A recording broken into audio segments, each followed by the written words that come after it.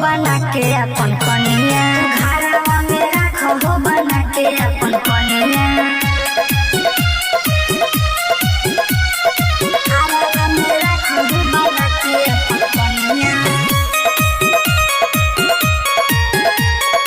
घरवा में रखो बना के अपन कनिया।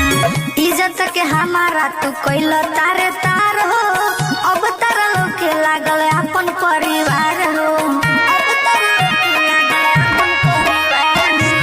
इज्जत के हमारा तू कोइल तारे तार हो, अब तारा लोग के लागल अपन परिवार हो। सोशल मीडिया पर बाटे वीडियो कहानिया, वीडियो कहानिया हो, वीडियो कहानिया।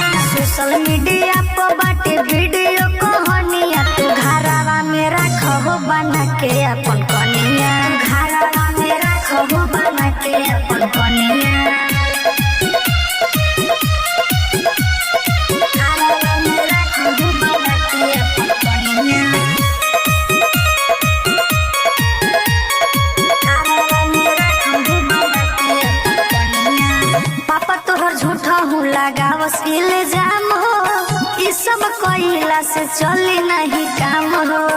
ई सब कइला से चली नहीं काम हो। पापा तोहर झूठा हूँ लगावस इल्जाम हो, ई सब कइला से चली नहीं काम हो। निखिल ने हाल सब जानता कहानिया, जानता कहानिया हो, जानता कहानिया। मनीष इमरान सब जानता कहानिया, तू घरवा में रखो बना के अपन कनिया।